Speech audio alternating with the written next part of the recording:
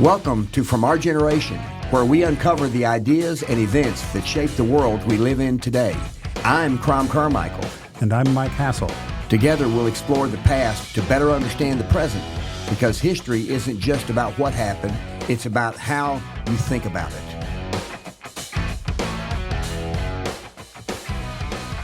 All righty. Well, TJ, it is July 21st, 2025. And thanks for being with us on Our Generation. This is TJ Ferrara. And TJ's background is in building companies from scratch to substantial and successful companies.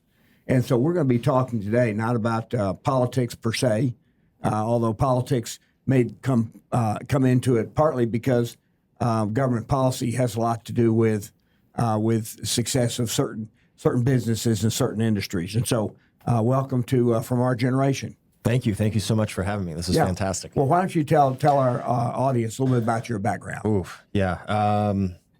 I'll try to keep it brief, but I've been in e-commerce for, 26, 27 years for the most part, selling things online and transacting through the internet.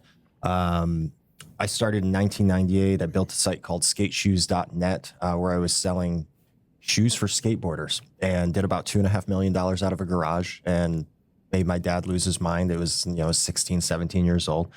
Really haven't left this space since. Found that it was going to be an industry that I could kind of not work very hard in. I wasn't digging ditches. I could just use my mind.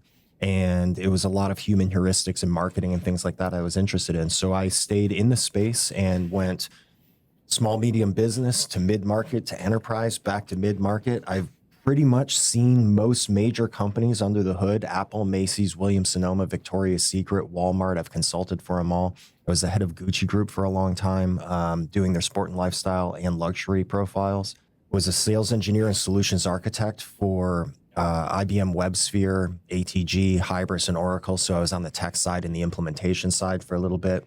And then in 2017-ish, I was at a breakfast with one of my friends, and he had a tub of collagen on the table, a supplement, and I was like, "You really take that stuff?" And he was like, "Yeah, actually, it's really good for X, Y, and Z." And just prior to that, for about 2 years, my ex-wife and I were building a business selling that on Amazon out of our garage, and we were doing about $700,000 a month in collagen. And so I was like, "Hey, we can start a business." Now, are all of your experiences, and I'm not talking about the consulting ones, but the direct, are they all direct to consumer? Yeah, everything I've done is direct to consumer. Okay. Yeah. So talk about the evolution from 25 years ago when you were doing the skateboard company. Yeah.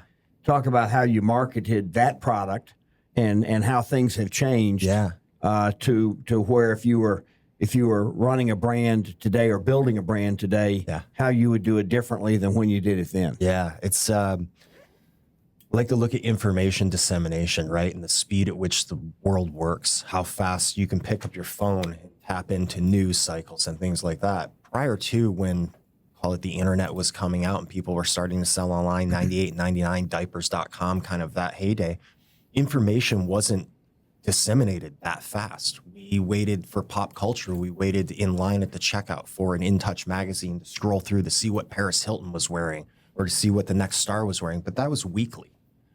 Then we have the evolution of telephones and then social media and Instagram, et cetera, et cetera. We're no longer buying traditional media. We're doing ads on Facebook, and we're doing ads on Instagram.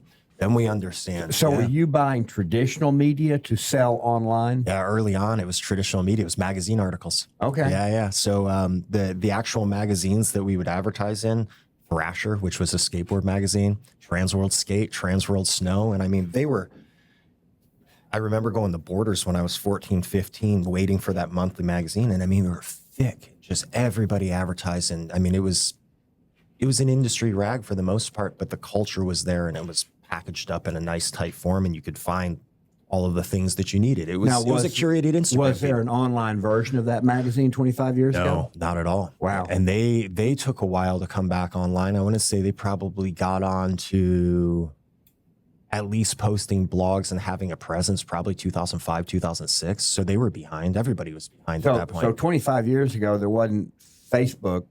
You didn't advertise on Facebook. Did you buy Google AdWords, or did that not even exist? I was at the forefront of Google Ads too. So we at the tail end of skateshoes.net, we were just starting to buy Google. It was 10 to 25 cents a key. But when you Yeah. So when you did direct consumer using paper, you still directed people to your online store. That's it. Yeah. Okay. Yeah. All right. Absolutely. So it was online. Yeah. And were you building email lists? Yeah. Okay. Absolutely. As much as you could. But there was a company years ago called DoubleClick, Yeah. and they would do, I guess, what do they call that? Repurposing? Is that the term? Yeah. Okay. And so did you do any of that 25 years ago? Yeah, so DoubleClick actually got bought by Google. Okay. So AdWords came out, and DoubleClick was kind of that competitor. And then Google ended up buying DoubleClick and integrating it into AdWords. Okay. And so we were in that same era as those integrations were happening and kind of pulling the levers that would come out. You know, the next week, it was very similar. If I remember right, it was very similar to kind of the pace that AI is happening now, where there's a change every week, every 2 weeks. Had the ability to advertise online. You had the ability to tell your story now to millions of people, and you didn't have to call the radio station WRIF in Michigan and buy a 15-second slot. Now, when did DoubleClick and Google, when did Google buy DoubleClick and that changed? Was that 2000? 02, 03, I want to say. Okay, so it wasn't long after you started that you started doing more online advertising. Oh, yeah. As well as getting your customers and servicing them online. Exactly. And it was just, I mean, at that point, the floodgates just started to slowly open. Okay. And as long as you were there and you were participating, you usually had decent results. Obviously, that changed the more people flood into that. But early on, I mean, there was no competition. Nobody was there. It was fantastic. Okay. So you were using 20 to 25 years ago, you were using search terms. You were using advertising in paper products, directing people to your website. Yeah. Then when did influencers start to gain traction? I want to say, so, I mean, obviously Instagram came out. Instagram was probably an 08, 09 kind of thing. 2010, 2012, we started to get some really, really good data inside of Meta that we could target folks with. And then the influencer culture started to happen a little bit after that. 2012 to 2013 was kind of the ramp up. There wasn't a direct ability to get into Meta and partner with an influencer and advertise collaboratively. It was kind of all behind the scenes. You had to know somebody. You were paying them to get to talk about your product. It was very In Touch magazine. It was the Von Dutch hat on Paris Hilton. Hey, wear this. You're going to be in front of the paparazzi at this time coming out of this club. Let's see if we can get a shot in this magazine. So the early influencer was like, yes, we could get them to post in feed, and it was more consistent, but it was the same thing. There was no official agreement. It was just like, hey, can you kind of give us a lane in? But that didn't happen, I would say, until 2013, and anywhere in between kind of 03, 04 to that time, it was just traditional media buying. Google AdWords, Meta, which, I mean, was Facebook Business Manager at the time. And then I want to say, you know, there's some light Pinterest and Snapchat type advertisements around the time. So how would you build a brand today? It's interesting because I'm building a brand currently, and that how I would do it. Can you tell us the name of it? Are we good on this? Yeah. So I started a company in telehealth to kind of take on what Hims and Roe would do in the erectile dysfunction space, and had a good chance to get a URL called bonerpills.com. And so I'm very, very serious about it, though. I do weight loss. I do Cialis. I do Viagra. It is my goal with it is that Gen Z and Gen Alpha, when you actually look at the math of it, they will have about 30% more spending power than millennials by 2030. Okay. And the fertility issues and the chronic health issues that generation has, there's not really a clear lane out of it for a lot of them. It's a hopelessness from what I've seen. What is that about? I mean, I don't know yet. Okay. So I'm trying to figure that out. I mean, what is it that's causing this? Do you have any idea from a health standpoint? From a health standpoint, I mean, it could be microplastics, it could be vaccines. There's 1,000 things that we can. But it's something. Yeah, it's whatever. something. But it is a real issue. It's a real issue. Okay. And if we can One, make, I would say, a sensitive topic funny. Obviously, you just laughed at the name, and that's the name is right. And that's what we want to do, is create a little levity in the situation, but also, if we can just be somebody's best friend in the space, and it's, you don't have any shame in the mix. And if you're looking for weight loss, we'll support you on that journey. And if you're looking for solutions over here, we'll support you on that journey too. Be fruitful and bear children. Now, is this primarily your target market is males between what ages? So in the long 3 to 5 years, I want to go Gen Z, Gen Alpha. So I'm going to go everywhere. Right now, 19 to 25 is kind of where they're living.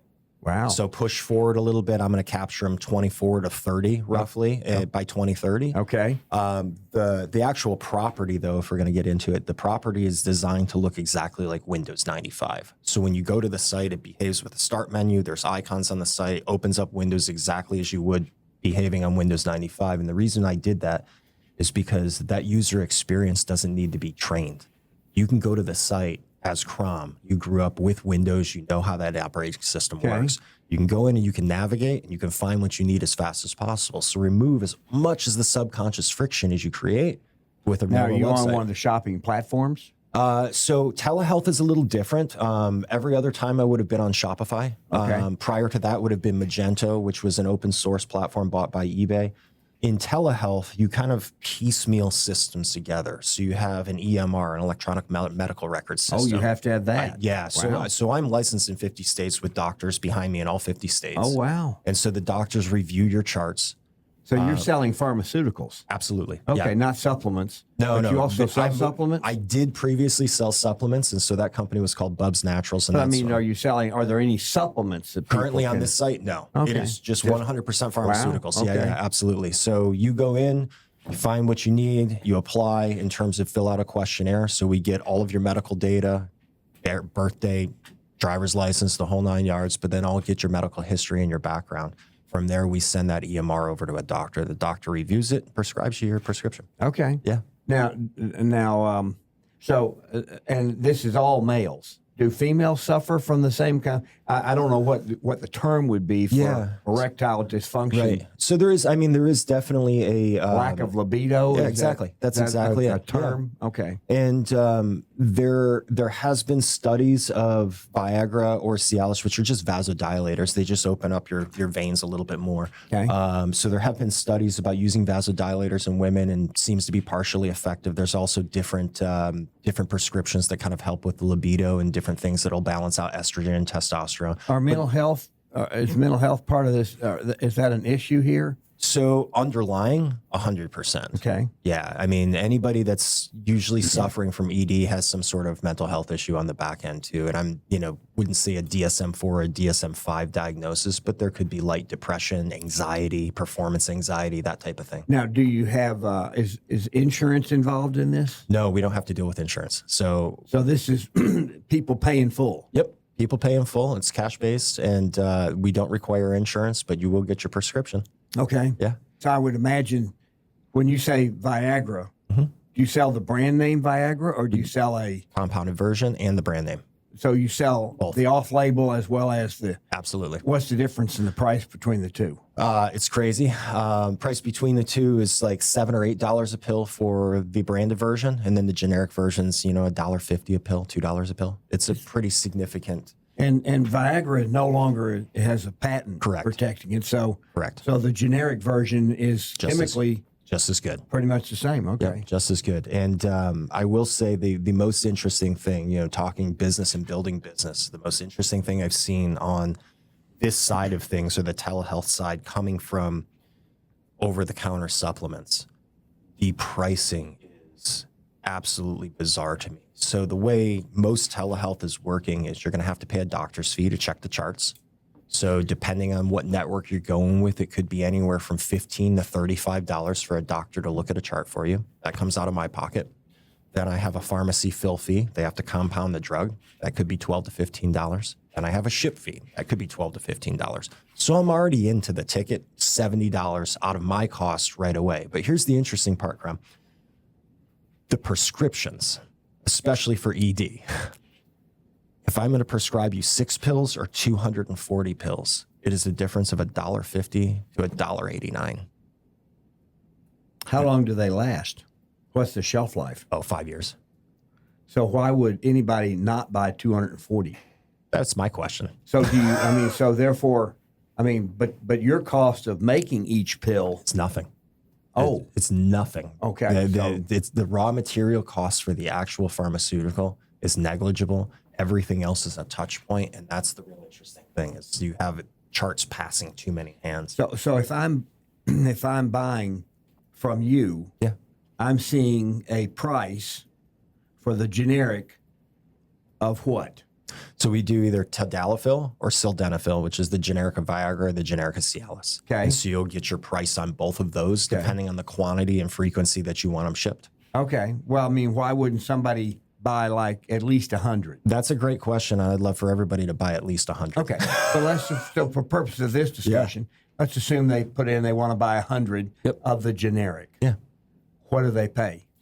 So if you're going 100 of the generic at one shot, you're roughly $85, $90, somewhere in that range. But you've got a cost of $70 in there. Yeah. Is your cost on the next prescription also $70? Yes, but I don't have to pay the doctor's fee now. So now you've touched the chart. Now I don't have to touch a chart for another year with a doctor. Okay. So that's the bonus on ED is that at least if you prescribe now and you stay with a company for a while, again, whether it's our site, whether it's Roe, whether it's Hims, whether it's a doctor at Vanderbilt, that first time you touch the chart, you're getting 7 or 8 refills across the board. So I no longer as a... So the refills are not for a year. The refills are a number. Yep. So if I'm buying 100 at a time, those refills might last me years. Right. And so what'll end up happening is legally you can get 240 of one of those pills per year as an individual. Per year as an individual. Okay, I can prescribe you up to 240 per year as an individual legally. So if you take 100, 6 months later, you're getting another 100 effectively. Okay. And but so, I don't have to, but the doctor part isn't for every 3 years if it's 7 refills. Exactly. Okay. Yeah. All right. So that's where. Yeah. So your margin Comes is in low on your margin is low on the initial order. Yep. And then it's better on the. Yeah. Now, how do you promote your site? So exactly the same as I would any other site. There's some nuances with it because it is pharmaceutical, it is telehealth, and you are working with doctors and somebody's PII, personal identifiable information, which has HIPAA compliance underneath it. So in order to advertise with telehealth, you need something called Legit Script. And Legit Script is basically a Better Business Bureau or something along those lines, just a network that approves and has basically backing on each one of the pharmaceutical companies out there. The only way you can advertise on Meta or Google is if you have that badge. And so we had to go out and get approval from Legit Script and pay a fee, and now we're able to advertise. So Meta and Google are the primary channels. So Meta and Google. Yep. Are your two primary? Still the primaries. Do you use influencers? We'll start to jump into it shortly. And so with that, influencers on Instagram is probably going to be where we play, male, female, and couple specific. Tell me the difference between using influencers on Instagram and TikTok. Is there a difference? Let's see. In terms of the final result, I would say no. Usually what we want out of influencers in, like, I would say any brand, whether you're selling pharmaceutical or you're selling stuffed animals, you're looking to get some sort of a framework and a script where the influencer's reading a hook. They're going through objection handling. They're adding some social proofing. There's a call to action at the end. There's a light framework with it where they're the first 3 seconds giving you a surprise so you stay engaged with that next 15 seconds. Then they're addressing your problem solution type thing. After that, kind of giving a little bit of ancillary, this is also used for X, Y, and Z. And oh, by the way, you can get it here with a 20% off code, so to speak. So there's always some sort of tight framework they're going Well, that sounds like a television ad. Absolutely. Okay. Yeah. Same type of framework, same heuristics. Okay. Use them, they're universal. Now, are you is television advertising part of your strategy? I would do OTT, which would be remnant ads. So anything that NBC couldn't sell officially, usually all of that is then pushed late night on like 3 or 4 digital platforms where you can buy the views pretty cheap and they'll serve them in the local markets. What percentage, if you buy remnant, Yeah. compared to the rate card, what's the remedy? 80% discount, 90% discount. Okay. Yeah. Do you stipulate that? No, that's just I'm trying to think who's pushing that. That's a Roku or a DoubleClick. Actually, you can buy OTT on DoubleClick now too. Okay, so I mean, if, when you buy it, but do you know what I know the range I'll get in for sure, and I know which channels they'll serve on. Okay. Yeah, All right. absolutely. And there'll be, midnight ads in local markets. So I might get, Omaha, Nebraska at like 2 a.m., but all the same. But you'd be paying $10. Exactly. And it's still impressions. It's still eyeballs. Okay. Yeah. All right. And so influencers one component, TV being another component, direct ads on Facebook into your feed, direct ads on Instagram into your feed, direct ads on TikTok into your feed, using influencers over all of them. It's kind of a multi-channel now. And that's the interesting thing about building a brand now versus like when we started 25 years ago. I think, you've built a number of brands too, or at least been behind them. You're always meeting the customer where they are, right? And that's the easiest thing to do is just find that pocket that you want to fish and just meet them there. And that's fragmented so much. It was just the grocery store line magazine articles, right, at the beginning. And now it's a lot of people on Instagram, some more people on TikTok, some more people on Snapchat, some more people on Pinterest. Do you think as a percentage of sales, do you think that the digital world has a lower cost of marketing as a percentage of sales than the old traditional? No, not at all. Really? Yeah, I think it's so different now. And depending on the vertical you're in, depending on how difficult it gets with the competition, because again, the advertisement's supply and demand. On a magazine, you were just fixed to that one slot, right? And so if that was sold out in the month of March, April, and May, you just weren't getting that slot. You had to go to a different magazine. Right. Now we're bidding effectively on those slots, and we're creating an auction system that's happening digitally, scrolls that are happening in 2 seconds type thing. And so you can feed a lot more in, but because of that, there's so much competition. So the demand is crazy, but the supply stays that small. So the cost of advertising for that supply side goes up infinitely.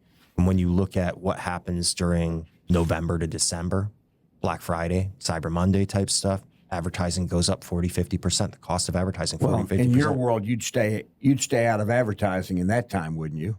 Oh, I'd double down. In November, December, yeah, consumer spending's up, and so you still get a lot of capture in that time. Wow, Absolutely, okay. yeah. But it's almost human behavior is interesting. You get to see a lot of zoo animal-esque behavior in online marketing, right? Because we're not touching the individual. I'm not always talking to you. I'm lumping pools of data together and kind of understanding how people are moving through different things, and so. As a culture, we just spend on Black Friday, and it doesn't matter what you're selling. You could sell supplements. I sold collagen, right? Right. Nobody needs collagen on Black Friday. It's not a PlayStation 5. It's not a new TV. It's not anything. Yet, every single time, Black Friday and Cyber Monday, without a doubt, were our best days over the year. That's interesting. Going No matter what it is. No matter what it is, that's people interesting. spend on those days. Consumers just love to spend on those days. And you can advertise pretty much whatever and see a bump. Now, where do you see AI in the world that you play in now? I see it as a task initiator currently. I don't think it's the solution by any stretch. I think there's a lot of models that have been released in the last, call it 3 to 4 weeks, that have been PhD level reasoning that can write really good papers and have sound logic and sound data underneath it. But as a employee replacement, it's not there yet. Now, let me ask you about that. Yeah. Because there's a lot of AI being used in various types of customer service. Yeah. Do you have an 800 number? Yes. Okay. Could you use AI Yes. to answer to handle your, because your folks, your customers have to fill out some kind of a application or some kind of forms. Correct. Why can't an AI assistant help them do that? Oh, it absolutely could. There's no reason it couldn't. Right now they don't. Right now, there's nothing there. Right now you use a person. Correct. Okay. Yeah. Absolutely. How expensive is that as how many people? Do you have a call center?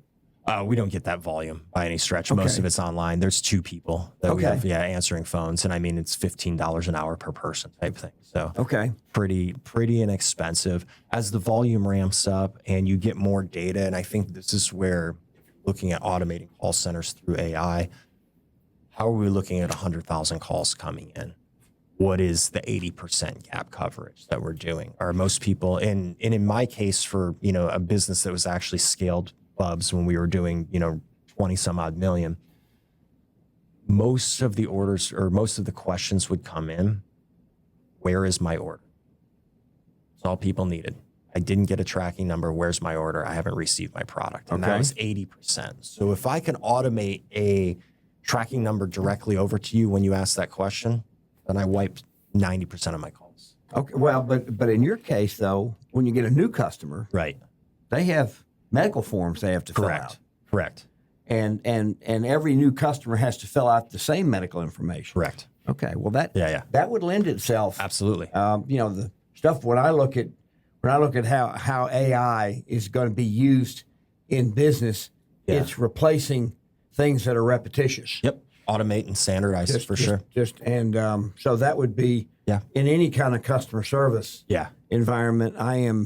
I think that 3 to 5 years from now, call centers will be gone. Pretty much eliminated. They will be gone. And most of the models are very good speaking to them and just responding immediately right now in a really, really friendly voice. Yes. That doesn't sound robotic and has conversational tone. They can even say, I'm a digital assistant. Yeah.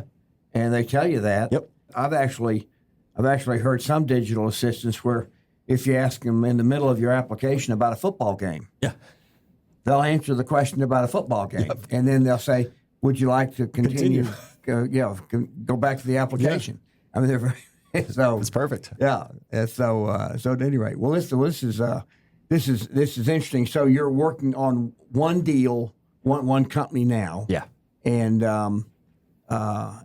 you've got a great website. It's been a run, that's for sure. Through RL Captures clicks, I've been. I will say this much: this is the first time in 20 some odd years of all of the sites that I've touched, everybody from incredibly high end luxury to again just garage level startup. I've never seen humans click on a URL like this. Okay.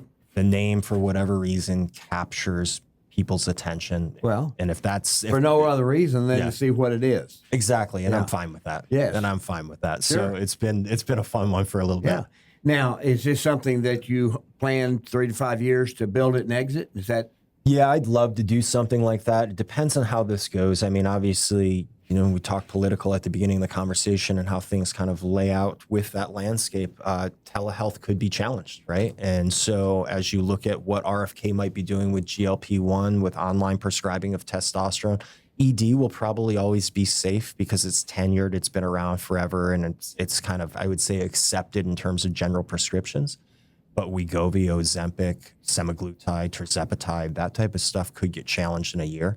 Peptides have already been challenged. And so a lot of people have reduced their offerings because of different FDA regulations. So there's always going to be some sort of regulatory dance that we're doing in that space. But I think as most things happen on the internet, you get a couple trials and people start to think it's okay and they start to realize it doesn't harm anything and it actually smooths out the process. And then it stacks in over the next couple of years. So answering the question in 3 to 5, do I exit? I'd love to build this into kind of that Gen Z, Gen Alpha go-to, capture that market as much as possible. I do have in the back of my head, I would potentially do a joint venture with a pharmaceutical company, some sort of compounding network, and then roll that up to a bigger pharma at the end.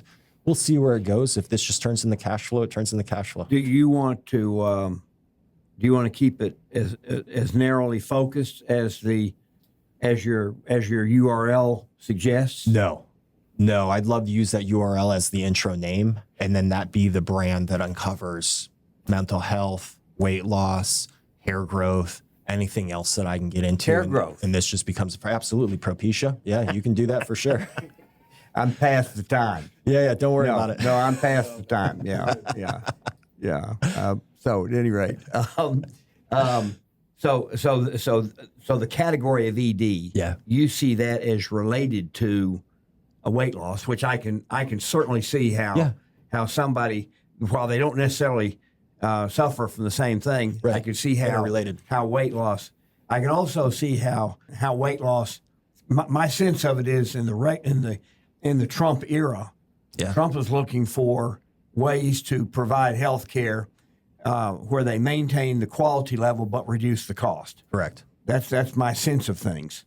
And so online prescriptions. I also, when you look at the, I think, I'm not sure, but I think Trump signed an executive order saying that pharmaceutical companies couldn't sell to Medicare at a higher price than they sell to other countries. Exactly. Is that accurate? Yeah. Okay. If that is true, then it seems to me that Medicare is going to be paying a whole lot less for pharmaceuticals here soon. I certainly hope Either so. that or other countries are going to be paying a whole lot more. Right. Because there isn't there a large difference? Oh yeah, absolutely. Yeah. I mean, I lived in Southern California for a long time, and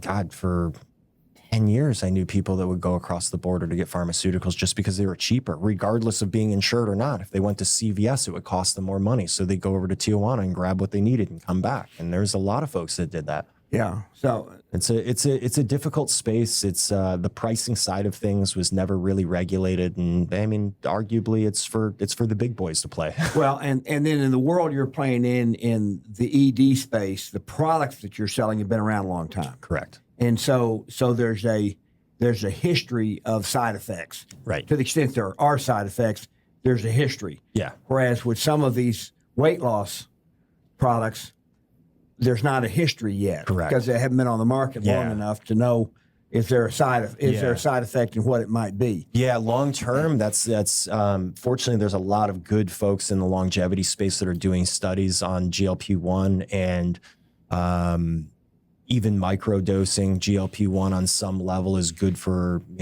blood sugar regulation, good for any type of mitochondrial regulation, that type of stuff. And there's people experimenting in that space. In terms of getting prescribed currently, is your BMI 35? Are you looking to lose 15 to 20 pounds? Is it going to be managed by a doctor over time? They're going to watch your weight. They're going to watch before and after pictures. They're going to administer the titration of those different drugs. That's all kind of handled through our system. Okay. But at the end of the day, there's still side effects with it. And so depending on the amount that you're taking, let's just say semaglutide, for instance, and you're taking 3 milligrams, you may feel nauseous. And so a lot of people get a uneasy, upset stomach kind of feeling when they're taking that weight loss drug. We can combat that with glycine. We can combat that by including B12. So a lot of our compounds are actually, depending on the patient, developed specifically for you and customized specifically for your needs.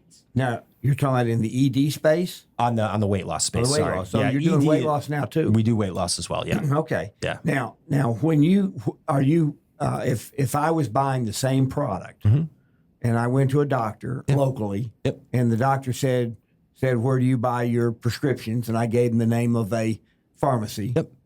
Do you just provide a different kind of service in this direct to the home, or are you also less expensive? Direct to the home, and it's less expensive. Okay. Yeah, I mean, depending, like the cash price is definitely less expensive, I would say, than being cash price and insured, and especially if you're in California. I don't know No, you said cash price and insured. there's a lot of so California has a lot of regulations. If you meet certain income criteria, you actually just pay more if you're insured. But you're selling cash. We're selling cash. You don't take insurance. Correct. So if you're in a state where there might be regulations where you're getting charged more because your income is so high, you can come to a site like ours and you don't have to run it through your insurance, and you can pay cash price for the script. So is Viagra a insurance, an insurable pharmaceutical? Yeah, absolutely. Okay. And so depending if your insurance is good, 100%. If you want and a lot of people want kind of the discretion. Okay. And, not to show up at a doctor, not the embarrassment of being in front of a doctor, explaining the stories. Hey, if I can fill this out in my spare time from the comfort of my office, answer these 7 questions, not have to talk to an individual, Okay. get an email approval, my pharmaceuticals show up in my mail 2-3 days later, and I don't have to talk to anybody, that's worth And it. then my reorders show up the same Correct. way. And you're auto charged and you're ready to go. Okay. Yeah. Well, And so the convenience level is there, and obviously the discretion is there for the people that want to avoid talking to okay. So if you were going to kind of sum up for somebody who's thinking about getting into a business to sell a product online, what would be what are kind of the 3 or 4 things that that you say are hurdles or the things that they have to accomplish in order to have a chance at success? Okay, so chance at success. Every vertical is different, right? So you want to run something that's somewhat high margin. My floor is usually a 4x. Can I mark it up 4x? That usually gets into a safe area for most verticals because your customer acquisition cost for Meta or Google is going to be in that space where it starts to eat margin pretty fast, especially as you're gaining traction. So can I mark my product up 4x from raw material to finished good? That's kind of one qualifier. Total addressable market is another qualifier.